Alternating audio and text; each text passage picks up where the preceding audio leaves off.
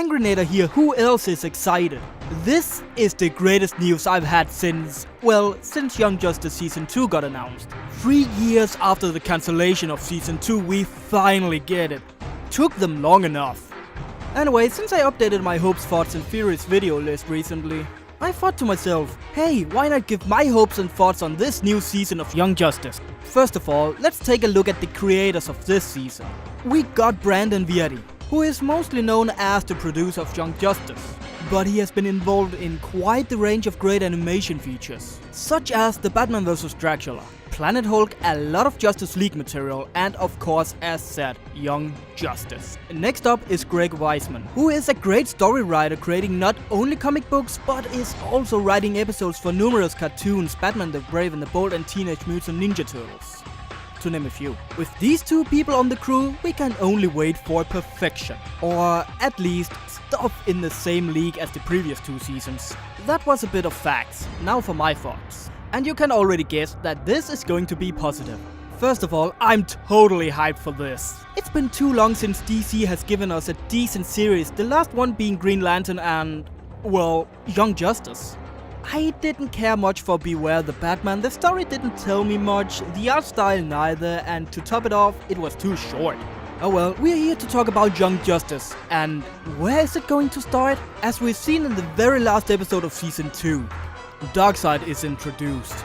So the most logical step would be to make Darkseid an enemy of the young heroes. We also see a memorial of what I believe is Jason Todd. I'm not quite sure, it's been too long since I've seen the show. It would be so cool to have an episode dedicated to the 3 Robins, as we can establish is in this timeline. As for my hopes, well, make it like the rest of the show and that's it. As exciting, as thrilling, as story-driven as the previous seasons. And with the original 2 creators, Brandon and Greg, it's definitely a possibility. So what network should it air on? The best option is probably Netflix, even though I would not like that. Netflix would be an ideal choice, mainly because the restrictions other networks have, such as CNN and Nickelodeon, doesn't appear to be present there. Well, sure, if they want to target a younger audience like most hero shows do, they have that to keep in mind and not make it too bloody and whatnot. Cartoon Network would be the other obvious choice for 2 reasons. 1, Young Justice originated from here. You can argue that this is the reason it should not be there, since they were also the ones who cancelled it. Second, and this is probably the best reason to put it back on Cartoon Network, we need children to see what true heroes looks like. See and need some contrast to the god-awful Teen Titans Go.